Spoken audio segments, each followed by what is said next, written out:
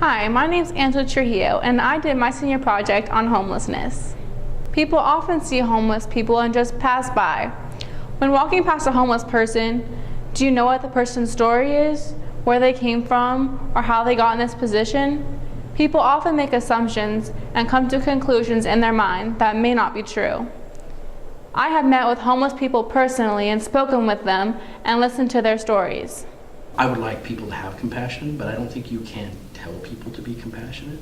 The classic thing of saying don't judge, but I would go farther and say everybody has a story and you don't know their story. But Open Arms is actually our local homeless shelter, and they began providing services about 4 years ago. We saw more homeless folks living on our streets in Mariposa. And although homelessness had been here all along, I would say it's more hidden in rural communities because of our geography. And I've experienced homelessness myself.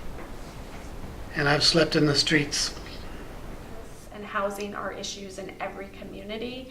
I think we're just seeing it here more because it's more visible to us. It's more on our streets now than it ever has been. I was living on the streets in Sacramento, where I'm from, and pretty much going nowhere.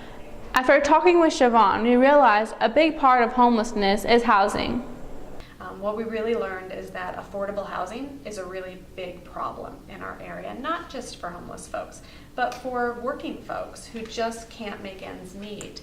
We know of people who have to work 2 or 3 jobs to be able to afford housing here. So the biggest problem was finding a job when you have no place to live, and all the things that it takes, including things like, getting cleaned up, shower, getting clean clothes, getting yourself transported to where you need to be. That as the homeless folks were spending their nights at Open Arms, which is in our downtown area, they were spending their days on the streets. And what that was doing was it was having an impact on our community, on our businesses. You become selfish because you're forced to think about things like, where am I going to eat? Where am I going to sleep? Can I get water? Stupid things like that. But in the middle of summer, it's a big difference. You can't get water because nobody wants you to come into their place. Although we are seeing homelessness rise, there are ways the community can help to solve the issues we are facing. What we know is that any solution that we find for housing or homelessness in Mariposa really needs to be a community-driven solution. Yeah, because they don't understand them, and they think that because they're homeless that they really don't want to work. Once I got a job, I was still homeless. The basic need you can think of becomes your overriding concern, like more than it needs to be. I think the best way to think of it is that that's a human being, it's a person, it's one of us, it's our community, and just like you have a family member or a person in your community that needs help, it's exactly the same thing. And you have to be tough to be homeless, because that's not an easy life, especially when people are misjudging you. But it looks more like folks living in tents, people living in their cars, people living down by the river, and people couch surfing. But there's when you need a place to sleep, you can find it, whether it's outside or indoors. And most of this homelessness is definitely outside. The community has already started making changes. There are many ways to be involved. Services during the day and a place for them to be during the day. And so we contracted with one of our community partners, the Alliance for Community Transformations, to open a wellness center, which they did last July.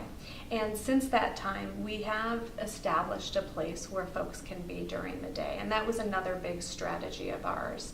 And I think one of the things that we try to do is outreach to our local partners. We know that by us having strong relationships with Open Arms, with Alliance, with Mountain Crisis Services, with Mariposa Safe Families, that when folks come in their doors, that they know that we're a partner and that we're willing to respond. However, there has also been a slight increase in crime, and I think what we know about the issue of poverty in general, and when folks are living in desperate situations, they sometimes do desperate things. And so I think our solution has to be bigger than just finding people homes.